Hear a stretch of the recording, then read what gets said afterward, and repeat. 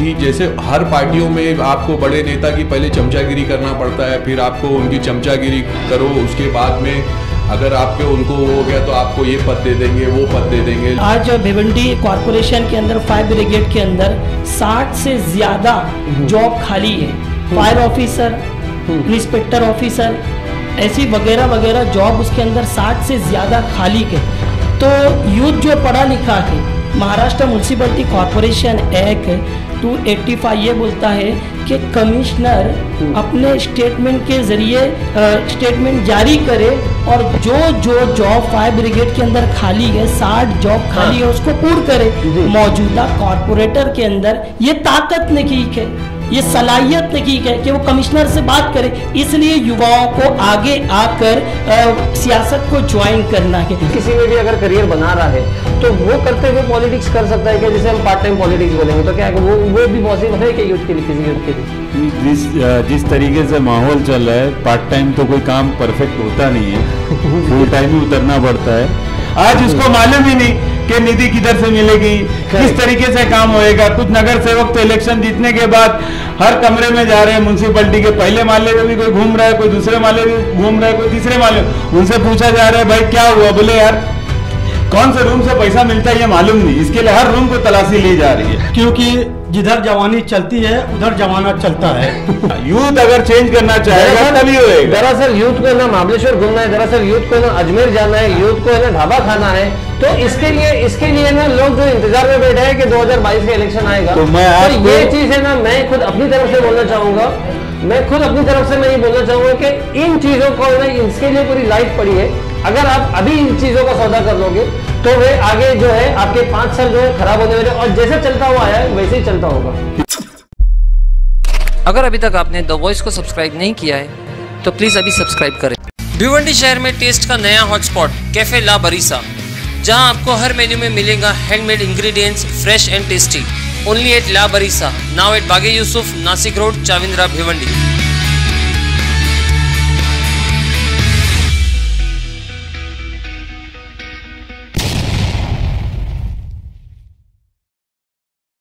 Hello friends, मैं Firoz Memon, the voice news में आप सबका स्वागत है। आज हम हमारे व्यूअर्स के लिए एक बार फिर लेके आए हैं एक नया शो, और ये एक पैनल डिस्कशन हमने लेके आए, और ये पैनल डिस्कशन खास यूथ के ऊपर हमने ये डिजाइन किया है, मतलब ऑर्गेनाइज किया है।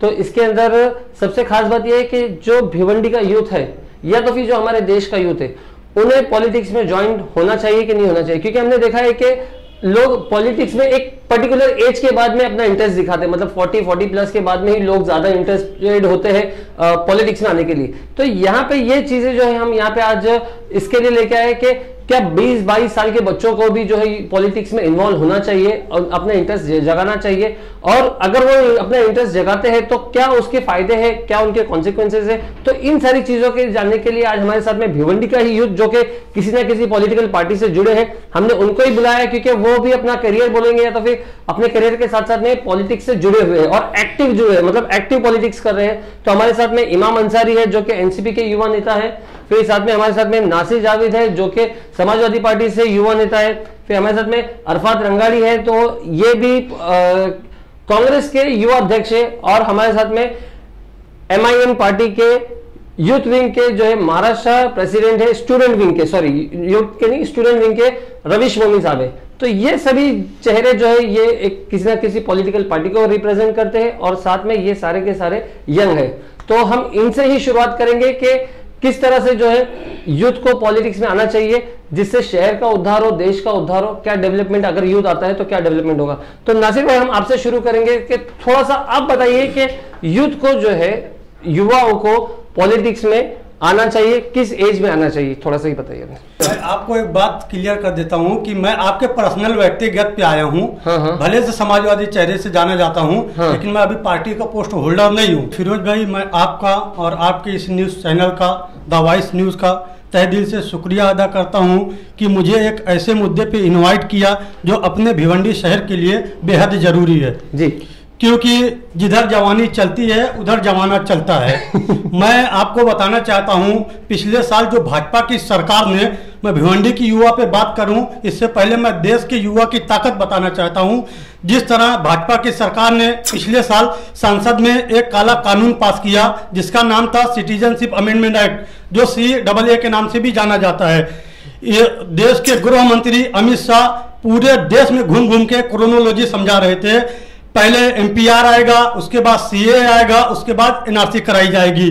इस काले कानून के खिलाफ जिस तरह जामिया मिलिया इस्लामिया के स्टूडेंट, जवाहरलाल नेहरू यूनिवर्सिटी के स्टूडेंट, अलीगढ़ मुस्लिम यूनिवर्सिटी के स्टूडेंट ने एक योद्धा और क्रांतिकारी इस फैसले के खिलाफ जो विरोध किया, धीरे धीरे करके पूरे देश में आंदोलन खड़ा हुआ। देश के प्रधानमंत्री को दिल्ली के रामलीला मैदान से ये आके कहना पड़ा कि ये NRC क्या है हम तो जानते ही नहीं। अगर कोरोना काल ना आया होता तो शायद मोदी जी कुछ दिन बाद ये भी कहते अमित शाह कौन है, मैं तो उसको जानता भी नहीं। तो ये देश की युवा की ताकत है। अब हम अपने भिवंडी शहर पे आते हैं।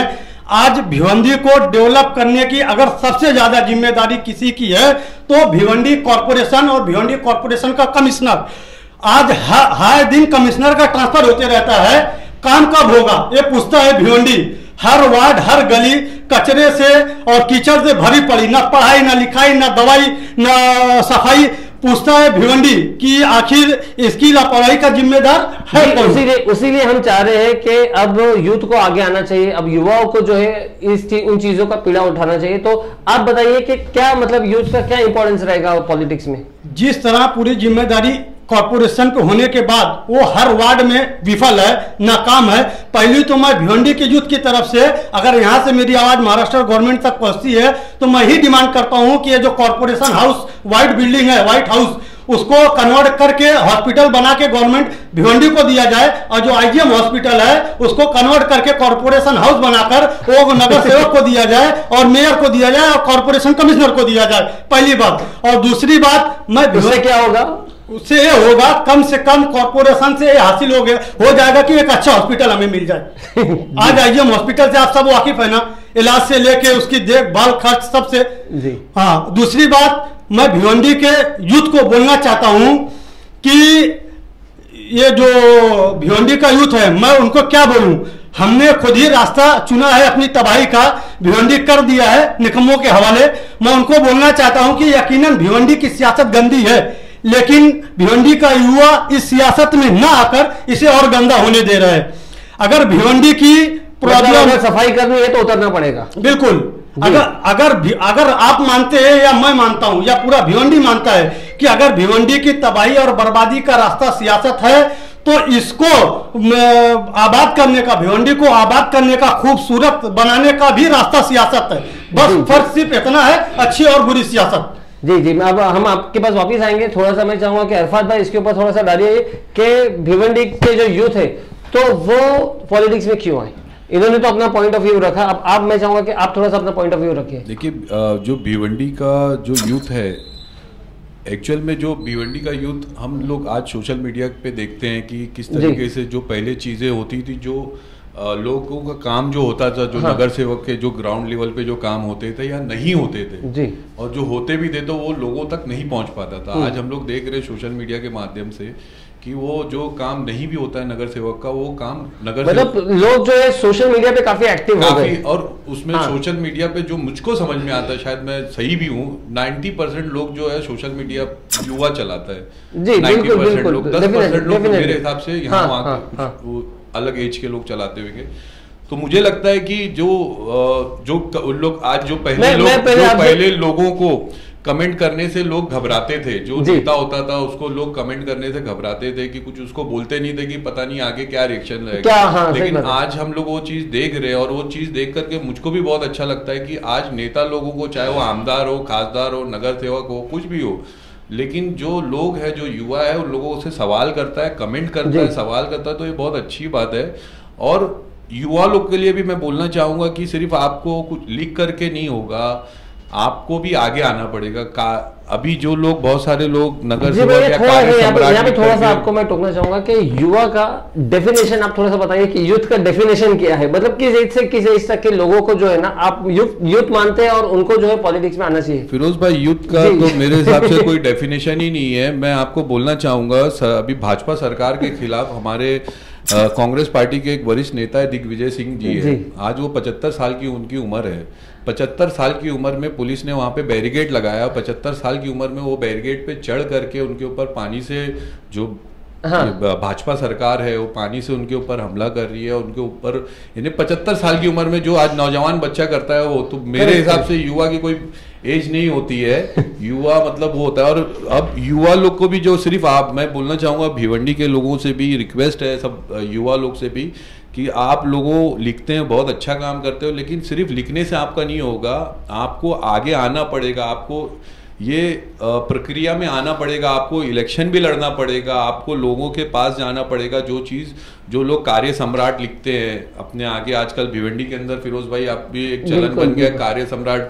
खुद ही लोग अपना बैनर लगाते हैं और खुद ही अपने नीचे वो कार्य सम्राट लिखते हैं। और लेकिन कार्य सम्राट नाम की मतलब कोई ऐसा काम रहता नहीं है कि उसके नीचे कार्य सम्राट लिखा जाए।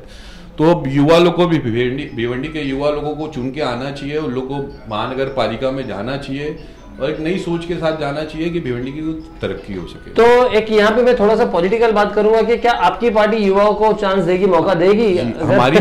हमारी पार्टी मैं आपको बताना चाहूंगा, हमारी पार्टी में 34% यूथ कांग्रेस के ही हाथ में होता है। सबसे ज्यादा अगर कोई सबसे बड़ी ऑर्गेनाइजेशन पूरे देश के, पूरी दुनिया के अंदर मैं बोलता हूँ सबसे बड़ी ऑर्गेनाइजेशन यूथ कांग्रेस है। जो यूथ कांग्रेस की जो एक ये है, मैं भी यूथ कांग्रेस से आया हूँ, मैं NSUI में काम किया हूँ, पहले स्टूडेंट विंग में काम किया हूँ, उसके बाद यूथ कांग्रेस एक ऐसी है जो ये है कि जैसे हर पार्टियों में आपको बड़े नेता की पहले चमचागिरी करना पड़ता है, फिर आपको उनकी चमचागिरी करो, उसके बाद में अगर आपके उनको वो हो गया तो आपको ये पद दे देंगे, वो पद दे देंगे। लेकिन राहुल जी ने एकदम खास तौर से युवाओं के लिए जो यूथ कांग्रेस का लेकर के आए, ये चुनाव के माध्यम से हम लोग चुन करके आते। हम लोगों को कोई बड़े नेता के पास जाने की जरूरत नहीं रहती कि हमको, मतलब आप लोग यूथ में रिकमेंडेशन नहीं, हम लोगों को, हाँ, हम लोग मेंबरशिप करते हैं, उनको चुनाव की प्रक्रिया जैसे होती है उस चुनाव थोड़ा पार्टी के पर हम लोग थोड़ा सा कम बात करेंगे, यूथ तो ज्यादा। खाली मेरा यही था कि मतलब खाली पार्टी जो है यूथ को अपॉर्चुनिटी देती है कि नहीं, मतलब देगी कि 35% आज हमारे अंदर, जितना हम लोगों के अंदर, जितना मैं समझता हूँ पूरे देश के अंदर जो पार्टियां सिर्फ बोलने को रहती है, लेकिन जो कांग्रेस पार्टी करती है कि जितना परसेंटेज महिलाओं को देती है, जितना यूथ का टिकट देती है, वो शायद ही मैं समझता हूँ कोई और पार्टी को देती है। हम इमाम भाई थोड़ा सा आप अपना ये इनपुट दीजिए कि देखिए, एक तो यूथ जो है अगर पॉलिटिक्स में आता है तो क्या उसका करियर बनता है क्या पॉलिटिक्स में, या तो फिर एक ये मैं पूछना चाहूंगा कि वो अपने काम को जो भी है वो अपना जिस किसी में भी अगर करियर बना रहा है तो वो करते हुए पॉलिटिक्स कर सकता है क्या, जिसे हम पार्ट टाइम पॉलिटिक्स बोलेंगे, तो क्या वो भी पॉसिबल है कि यूथ के लिए, किसी यूथ के लिए? जिस तरीके से माहौल चल रहा है, पार्ट टाइम तो कोई काम परफेक्ट होता नहीं है, फुल टाइम ही उतरना पड़ता है। पिछले कई सालों से मैं भी पार्ट टाइम पॉलिटिक्स कर रहा था, मगर कहीं ना कहीं मैं नाकामयाब हो रहा था क्योंकि मुझे टाइम नहीं मिल पा रहा था। मगर आप ये बोलोगे कि काम धंधा छोड़ के, बिजनेस छोड़ के, जॉब छोड़ के आ जाओ, समाज सेवक में लग जाओ, तो फैमिली भी इंपॉर्टेंट रहती है। बिल्कुल। आप सबसे पहली बात तो अपनी फैमिली, हाँ, हम लोगों को देखो, ये हमारा जो आज का डिस्कशन है ना, ये मकसद ये है कि यूथ के दिमाग से ना ये कंसेप्ट क्लियर हो जाए कि वो पॉलिटिक्स में जाए या ना जाए, है ना। पॉलिटिक्स में सर एक जिस तरीके से पॉलिटिक्स, आप बोले पॉलिटिक्स कोई बिजनेस नहीं है, पॉलिटिक्स में जाओगे अपना करियर बनाओगे। ये आज फुल टाइम कर रहे हैं ना लोग, फुल टाइम कर रहे हैं तो मतलब उनका तो एक करियर ही हो गया। अगर कॉर्पोरेटर है तो वो पॉलिटिक्स में एक्टिव है तो वो उसका फुल टाइम ही काम है, तो वो पॉलिटिक्स उसको मतलब they are paid for that. Politics के साथ साथ वो और भी कुछ एक्टिविटी करते हैं उन लोग, जैसे उनका कोई बिल्डर है, कोई कंस्ट्रक्शन का काम है, कुछ और सेटअप है, कहीं से रेंट आ रहे हैं, कहीं से कोई ना कोई किसी ना किसी का कोई सेटअप है। बिल्कुल, भिवंडी में कहावत है, मैं थोड़ा सा आपको रोकूंगा, भिवंडी में कहावत है कि हर बिल्डर कॉर्पोरेटर नहीं होता, लेकिन हर कॉर्पोरेटर बिल्डर है। हाँ, वो कहीं ना कहीं से हिस्सेदारी तो है उसकी, कहीं ना कहीं। आज कॉर्पोरेटर की बात करो तो कॉर्पोरेटर और यूथ पॉलिटिक्स से ये बहुत डिफरेंस है। आप नगर सेवक की अगर बात करें तो नगर सेवक जो बन रहा है उसके पास ऑलरेडी आज जो माहौल चल रहा है भिवंडी में, जिसके पास 50 लाख, जिसके पास 40 लाख, जिसके पास 30 लाख, जो ढाबा खिला सकता है, जो घर का राशन भरा सकता है लोगों का, वही इलेक्शन लड़ सकता है। तो ये सारी चीज को चेंज करना चाहिए। चेंज कैसे करेंगे? यूथ चेंज करेगी। अच्छा, यूथ की भी दो टाइप है, एक यूथ जो पढ़ा लिखा है, एक यूथ जो अनपढ़ है। अनपढ़ मीन जो 5वीं फेल है या 10वीं पास, 10वीं नाकामयाब है, उसकी सोच अलग रहेगी।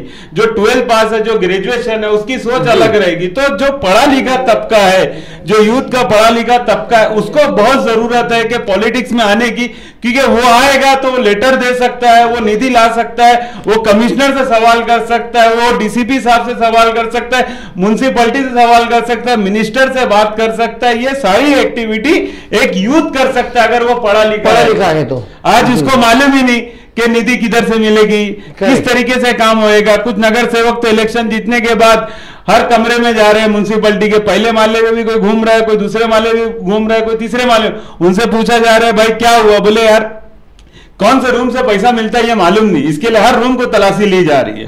तो ये सारी जो चीजें है ना, ये सारी चीज चेंज कैसे होगी कि यूथ ऐसा नहीं, यूथ जो है बहुत पावर है यूथ के अंदर। आज एक यूथ जैसे अभी नासिर भाई है, आज अरफात भाई है, ऐसा नहीं अरफात भाई पूरा दिन सुबह से लेकर शाम तक यार खाली आंदोलन कर रहे, खाली ये कर रहे। महीने में ये 2-4 आंदोलन करते हैं, मगर 2-4 आंदोलन लोग 1-1 साल 2-2 साल से याद रखते हैं।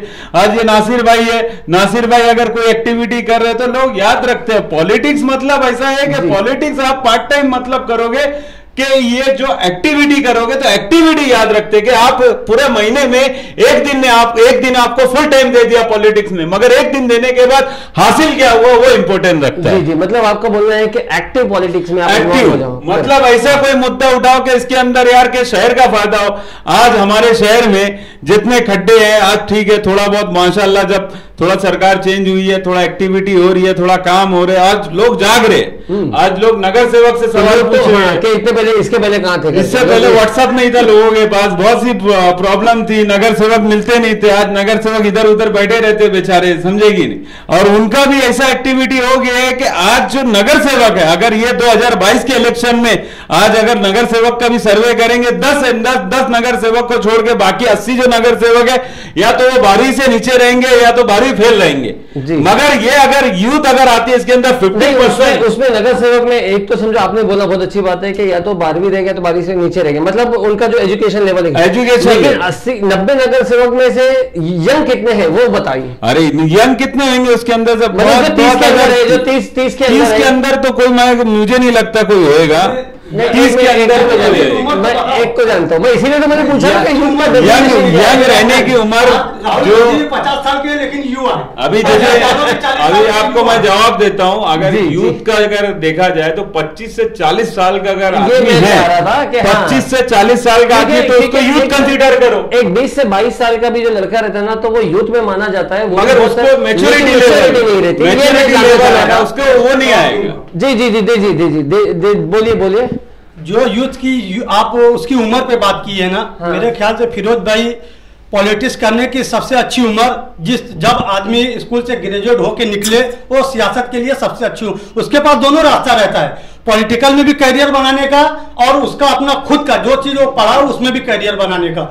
और मैं आपको बताना चाहता हूं कि जो भिवंडी के यूथ हैं वो अपनी पहचान और काम के बुनियाद पे बनाए। अपने एरिया में कोई भी एक मुद्दा, चाहे स्वास्थ्य का मुद्दा हो, चाहे एजुकेशन का मुद्दा हो, चाहे वो गटर नाली की साफ सफाई का मुद्दा हो, महिलाओं का मुद्दा हो, बच्चों का मुद्दा हो, लॉ एंड ऑर्डर का मुद्दा हो, ये कोई भी मुद्दा लो और आप अपनी सियासत स्टार्ट करिए। धीरे धीरे इंशाल्लाह एक दिन आप जरूर कामयाब होंगे और हर सफल के पीछे काम उसकी पहचान रहती है। बिल्कुल। मैं चाहूंगा रवीश भाई को दिए, रवीश भाई बहुत देर से इंतजार कर रहे माइक का, तो रवीश भाई थोड़ा सा मैं आपसे चाहूंगा थोड़ा सा कि इन्होंने तो बताया कि यूथ को आना इंपॉर्टेंट है, लेकिन अब मैं आपसे चाहूंगा कि यूथ पढ़ा लिखा होना चाहिए। ठीक है, सबसे पहली बात, एक तो मतलब अगर अनपढ़ है या तो फिर पढ़ा लिखा नहीं है तो उसका पॉलिटिक्स में आके इतना इंप्रेशन नहीं होगा, उतना जो है क्या बोलेंगे हम, एक वर्ड आ रहा है मेरे को नहीं आ रहा, उसका उतना रिएक्शन नहीं दिखेगा। लेकिन कहीं ना कहीं अगर पढ़ा लिखा है तो उसी का ही यहाँ पे जो है उसका फायदा दिखेगा, इंपैक्ट दिखेगा, इंपैक्ट। दूसरी बात मैं आपसे चाहूंगा कि पार्टी कैसे चुने, कि कौन सी पार्टी मुझे जाना है, तो वो भी तो एक बहुत बड़ा मुद्दा है असल में। अगर देखा जाए कि अगर आज कोई खड़े हो गया कि चलो ठीक है कि आपने बोला कि पॉलिटिक्स ज्वाइन करो तो मैं ज्वाइन कर ली, लेकिन मैं पार्टी कैसे चुनूं?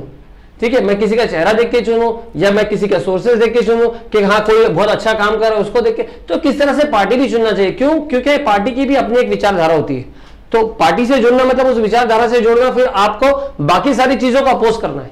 तो इसके ऊपर थोड़ा सा बोलिए आप। देखिए, आज का हमारा जो मुद्दा है वो भिवंडी शहर का यूथ सियासत को क्यों ज्वाइन करे जी? इसलिए ज्वाइन करे कि मौजूदा नहीं। जो कॉरपोरेशन के अंदर सत्ता में बैठे हुए कॉरपोरेटर है वो अनएजुकेटेड है, और यूथ जो पढ़ा लिखा है वो आके आज जैसे यूथ को आज भिवंडी कॉरपोरेशन के अंदर फायर ब्रिगेड के अंदर 60 से ज्यादा जॉब खाली है। फायर ऑफिसर, इंस्पेक्टर ऑफिसर, ऐसी वगैरह वगैरह जॉब उसके अंदर 60 से ज्यादा खाली है। तो यूथ जो पढ़ा लिखा है, महाराष्ट्र म्युनिसिपैलिटी कॉरपोरेशन एक्ट 285 ये बोलता है कि कमिश्नर अपने स्टेटमेंट के जरिए स्टेटमेंट जारी करे और जो जॉब फायर ब्रिगेड के अंदर खाली है, 60 जॉब खाली है, उसको पूर्ण करे। मौजूदा कॉरपोरेटर के अंदर ये ताकत नहीं है, ये सलाहियत नहीं है कि वो कमिश्नर से बात करे, इसलिए युवाओं को आगे आकर सियासत को ज्वाइन करना है। हमने ये भी देखा है कि कॉरपोरेशन के अंदर के लोग कलर मारते हैं जाकर, लेकिन उनको पता ही नहीं है आप कलर मत उठाइए मारने के लिए, आप कलम उठाइए। महाराष्ट्र म्युनिसिपैलिटी कॉरपोरेशन एक्ट 189 ये बोलता है कि कमिश्नर की जिम्मेदारियां है कि पानी देना, उसको मेंटेन करना। क्यों नहीं उठाते कलम? कलर उठाने के लिए भिवंडी शहर की आवाम ने आपको नहीं भेजा है, आपको कलम उठाने के लिए भेजा। इसलिए सियासत को, इसलिए यूथ को चाहिए कि वो सियासत को ज्वाइन करे। अगर यूथ पढ़ा लिखा यूथ अगर सियासत को नहीं ज्वाइन करेगा तो भिवंडी शहर में रोड को गड्ढे को लेकर 21 मौत हो गई है। इस मौत का जिम्मेदार कौन है? यूथ आएगा, पढ़ा लिखा रहेगा तो सवाल करेगा। महाराष्ट्र म्युनिसिपैलिटी कॉरपोरेशन एक्ट को लेके कमिश्नर की आंखों में आके डालकर सवाल करेगा, तुम में ताकत ही नहीं है तो तुम क्या करोगे? मैं जवाब दे रहा हूं आपकी बात का। जिस तरह से आपने बोला कि कॉर्पोरेशन ने हमने आपको कलर मारने के लिए नहीं रखा, लेकिन हमारा संविधान ये भी बोलता है कि आप किसी ना किसी तरह से प्रोटेस्ट करो।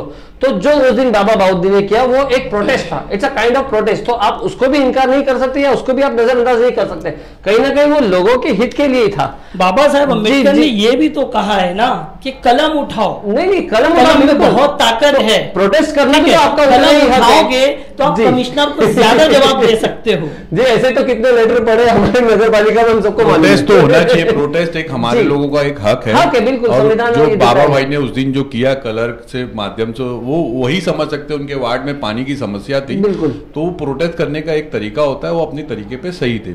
रही बात यूथ के लिए, मैं बोलना चाहूंगा कि आज हम लोग भी बड़े हो गए। फिरोज भाई आप भी भिवंडी में, सब सारे लोग भिवंडी में रहे हैं।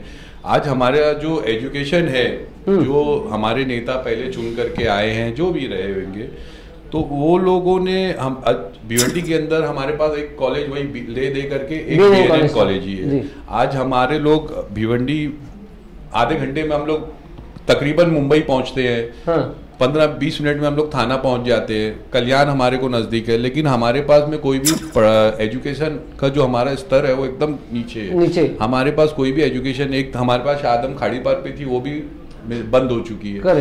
तो आज हमारे लोगों को एजुकेशन की बहुत जरूरत थी। आज जो हमारे पास स्कूल जो नई बन रही है, आप भी मालूम ही होगा, आप पत्रकार हो, आप भी घूमते हो कि देख रहे हो कि 30,000 40,000 रुपए के नीचे बात नहीं है। बहुत सारे नेता लोग ने भिवंडी के वादा भी किए थे कि हम लोग चुन करके आएंगे तो हम लोग जो एजुकेशन है वो गरीब लोगों को फ्री में देंगे या जो भी रहेगा, लेकिन आज वही लोग 30-40 हजार रुपया फीस ले रहे। तो मेरे हिसाब से जैसे जनता है, आप हम लोगों का ये सोचना है, और इंशाल्लाह ताला हम लोग आगे करेंगे भी एजुकेशन के रिगार्डिंग के। अब जब हमारे हाथ में वो पावर आएगा तो इंशाल्लाह ताला आप भी फिरोज भाई देखेंगे, सब लोग देखेंगे कि हम लोग वो स्कूल चालू करेंगे, वो गरीबों के लिए चालू करेंगे, और वो जो जहाँ तक हमारे जो पहुँच है, जो गरीब तक के जो एजुकेशन पहुँचना चाहिए वो पहुँचेगी। मैं फिरोज भाई, यूथ पे जो बात हो रही है, अभी हम लोग जहाँ बैठे हैं इसके जस्ट बाहर रोड है। हाँ। मैं एक सवाल करना चाहता हूँ, जकात नाके से लेके शांति नगर तक लगभग लग के 15 से 20 कॉर्पोरेटर होंगे। बिल्कुल होंगे। और सबसे मेन रोड भिवंडी का अगर राजधानी मैं बोलूँ तो गैबी नगर, शांति नगर, डॉक्टर मौलाना आजाद रोड सबसे ज्यादा आबादी चलने वाला रोड है। कॉर्पोरेटर हो गया और 20 से 25 पत्रकार भी है, बराबर है। पूरा आरसीसी रोड चविंद्रा में बन सकता है, आरसीसी रोड मानसरोवर में बन सकता है, आरसीसी रोड उधर बन सकता है, सारे गांव में बने हैं, बन सकता है जो है तो इस रोड को लास्ट में क्यों रखा गया? यहाँ पे नगर सेवक थे, क्या ये आवाज नहीं उठा सकते थे? जो भी नगर सेवक थे लग के, ये मैं यूथ हूँ, चलो मैं इसकी आवाज उठाता हूँ। आज मैं अगर आवाज उठाऊंगा ना तो 10 दुश्मन बनेंगे मेरे, हर नगर सेवक दुश्मन बनेगा। इमाम भाई है, समी भाई है, रवीश भाई है, ये मेरे साथ चारों लोग मिलकर अगर आवाज उठाएंगे तो इसका काम होगा, इसका फर्क पड़ेगा। तो 40 दुश्मन बनेंगे? नहीं नहीं, बिल्कुल नहीं। तो फिर वो समझेंगे कि यूथ जाग रहा है। मैं अकेला लड़ने जाऊंगा तो मेरे दुश्मनी होगी, 4 लोग मेरे साथ खड़े रहेंगे तो उस चीज का रिजल्ट निकलेगा।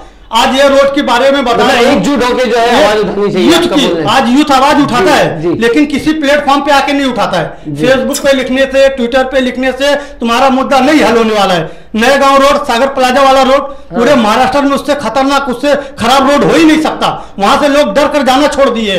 ये क्या, ये आरसीसी रोड पास हुआ है तो मतलब जब तक ये आरसीसी ना हो 5 साल 10 साल तब तक आप लोग खड्डे में ही चलेंगे। जनता यहाँ पे नहीं रहती है। बिल्कुल, इसकी जवाबदारी किसकी है? बिल्कुल आपकी बात, ये यूथ सवाल करेगा। इसीलिए मैं उससे आग्रह कर रहा हूँ, जितना बढ़ चढ़कर राजनीति में हिस्सा लेंगे उतना ज्यादा तुम्हारा काम होगा। जी इमाम भाई बोलिए। बस आप कंक्लूड कीजिए, ये जो है इसको कंक्लूड कीजिए कि लास्ट बात एक मैं आपको बोलूंगा कि यूथ जो है उसका आप रिक्वेस्ट कीजिए कि आप जो है पॉलिटिक्स ज्वाइन कीजिए। मैं यही बोलूंगा कि यूथ को पॉलिटिक्स में ज्वाइन करो, पॉलिटिक्स में एक्टिव हो जाओ, क्योंकि चेंज लाना है। भिवंडी में आज से देखा जा रहा था कि जब से यूथ आवाज उठा रहा है ना हर मसले का, मतलब कहीं ना कहीं संविधान तो हो रहा है। आज मैं भिवंडी में हूं, मगर भिवंडी में मैं 100% आवाज मतलब हर चीज में 100% नहीं कर रहा हूं, मगर 100 में से 5% या 7% मेरी हिस्सेदारी है। मुझे यही खुशी है। अगर यही सब यूथ, जितने भी यूथ अगर ये दिमाग में ले ले कि यूथ पूरा चेंज कर सकते, तो 2020 का इलेक्शन आ रहा है नगर सेवक का, 2022 का ना, सॉरी 2022 का जो इलेक्शन आ रहा है नगर सेवक का, अगर यूथ अगर चाहे कि यार 1 रुपया भी इसके अंदर से हरामखोरी में बटने वाला नहीं है, जो ये बटता है ना कॉर्पोरेशन के इलेक्शन में, इंतजार करके बैठे कि इलेक्शन तो कमाने मिलेगा। यूथ अगर चेंज करना चाहेगा तभी होएगा, यूथ अगर चेंज करना चाहेगा तभी होएगा। दरअसल यूथ को ना महाबलेश्वर घूमना है, दरअसल यूथ को ना अजमेर जाना है, यूथ को ना ढाबा खाना है, तो इसके लिए ना लोग जो इंतजार में बैठे हैं कि 2022 का इलेक्शन आएगा। तो ये चीज है ना, मैं खुद अपनी तरफ से बोलना चाहूंगा, मैं ये बोलना चाहूंगा कि इन चीजों को ना, इसके लिए पूरी लाइफ पड़ी है। अगर आप अभी इन चीजों का सौदा कर लोगे तो वे आगे जो है आपके 5 साल जो है खराब होने वाले, और जैसे चलता हुआ आया है वैसे ही चलता होगा। इंशाल्लाह आप जो बोल रहे हो ना, ये तो मैं कई सालों से देखता आया हूं, मगर यही अगर अपन ये छोड़ देंगे कि अपन कुछ नहीं कर सकते, इसको चेंज नहीं कर सकते, कोई मतलब नहीं। मैं चेंज हो सकता हूं, मेरे साथ में मेरे दोस्त चेंज हो सकते, यही मेरी सोच है। और इंशाल्लाह ये सोच लेके पूरा भिवंडी में हम लोग घुसेंगे और हमारी बात रख के लोगों को हम लोग इंशाल्लाह चेंज करेंगे, अपनी बात रख के। और इंशाल्लाह देखना 2020 के इलेक्शन में 25 से 40 साल के, 2022 के इलेक्शन में 25 से 40 साल के बीच के नगर सेवक और ग्रेजुएट नगर सेवक और एमबीए वाले नगर सेवक ऐसा पहुंचाने का हम लोग काम करेंगे इंशाल्लाह। आपके चैनल के माध्यम से ये मैं बोल रहा हूँ, इंशाल्लाह आप इसका रिजल्ट भी 2022 के इलेक्शन में देखेंगे। जी जो प्रोटेस्ट की आपने जो बात किया कि आपका हक है, यकीनन आपका हक ही नहीं, अपना फंडामेंटल राइट है, लेकिन भिवंडी शहर कॉर्पोरेशन के अंदर बेशुमार प्रोटेस्ट हुए उसका क्या रिजल्ट निकला? अगर यही भिवंडी शहर का कोई कमिश्नर आता है, अगर पानी मेरा एक फंडामेंटल राइट है जिसको कोई दुनिया की ताकत छीन नहीं सकती, भारत का संविधान आर्टिकल 13 भी बोला, पार्लियामेंट को ये हक भी नहीं है कि वो फंडामेंटल राइट के खिलाफ कुछ कानून बना सकते, वो बेसिक स्ट्रक्चर है। तो अगर यही फंडामेंटल राइट को लेकर अगर हम एक रेट भिवंडी शहर के कमिश्नर के खिलाफ हाई कोर्ट में दाखिल करेंगे तो आने वाला कमिश्नर के सामने हमें पानी की भीख मांगने की जरूरत नहीं होगी। कमिश्नर ये समझेगा कि ये शहर का युवा है ना, जागरूकता युवा के, पढ़ा लिखा युवा है, तो आपने कोई रिट पिटीशन फाइल किया? देखिए, बीफ को लेकर हमने हाई कोर्ट में एक रिट दाखिल की, उसको हमने जीता। उसको जीतने के बाद तो मेरी बात को मुकम्मल होना चाहिए। जब आप बोले तो मैं आपको टोका नहीं, मुझे मेरी बात को मुकम्मल कर। तो वो जीता और जीतकर वो सुप्रीम कोर्ट के अंदर केस गया और फिर उसके बाद देवेंद्र फडणवीस सरकार को वहां पर आना पड़ा। अच्छा, हमने रिट दाखिल किया है। अच्छा, तो अभी मैं चाहूंगा कि आपकी पार्टी जो है युवाओं को किस नजरिए से देखती है कि बस सिर्फ वहां पे उनको आंदोलन करना है और झगड़े करना है ताकि उनके ऊपर 353 दाखिल हो जाए? ये आप लोगों के मतलब युवा को आगे बढ़ाने का पार्टी का ये है? मतलब मैं एकदम क्या बोलते हैं ऑनेस्टली बात कर रहा हूं मैं, ताकि इससे आपकी पार्टी के जो युवा जो आपके साथ में जुड़े एक उनको भी जो है ना एक क्लियर पिक्चर मिले, है ना? या फिर कुछ और फ्यूचरिस्टिक कुछ डेवलपमेंट जो है आप लोग देखते हो यूथ के अंदर, ये बताइए थोड़ा सा। हमारा एजेंडा ये नहीं कि सिर्फ हम यूथ को लेकर हम प्रोटेस्ट करें। हमारा एजेंडा ये है कि डेवलपमेंट पे बात की जाए, एजुकेशन पर बात की जाए। स्टूडेंट्स जो आज फीस को लेके बहुत ज़्यादा परेशान गए, आज माँ बाप स्कूल की फीस नहीं भर पा रहे गए, 30,000 40,000 रुपया जो फीस है तो वो भर नहीं पा रहे गए। तो इस भिवंडी शहर के यूथ से एक बार फिर मैं अपील करता हूँ कि आप पढ़े लिखे हैं, आप आइए, GR पढ़िए।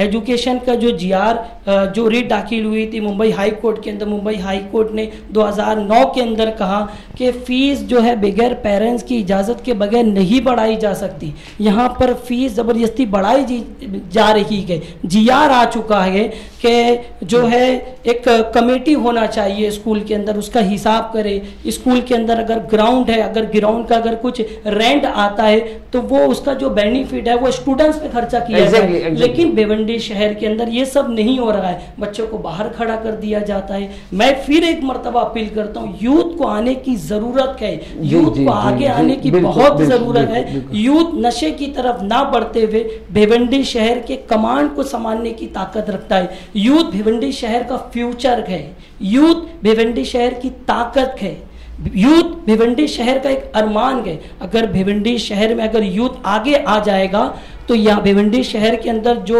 जुए के अड्डे चल रखे हैं, जो नशे के अड्डे चल रखे हैं, जो काला बाजारी को रखी है, यकीनन इसका खात्मा हो जाएगा और यही यूथ इसका खात्मा कर सकता है। मौजूदा जो भी इक्तदार की कुर्सी पे बैठे हुए हैं उनमें ताकत नहीं रही है, अब यूथ को आना पड़ेगा। जी जी जी, तो आप सभी का बहुत बहुत शुक्रिया हमारे साथ में जुड़ने के लिए। साथ ही मैं यहाँ पे यूथ से मैं एक दरख्वास्त करूंगा कि जो भी यहाँ का आज डिस्कशन हुआ उसके अंदर से जो हेल्दी आप लोगों को जो हेल्दी डिस्कशन जिस तरह से हमने किया, तो जो आपको आपके काम के जो पॉइंट्स लगते हैं आप उसको ले बिल्कुल, और उसके ऊपर आप सोचे, गौर फिक्र करें।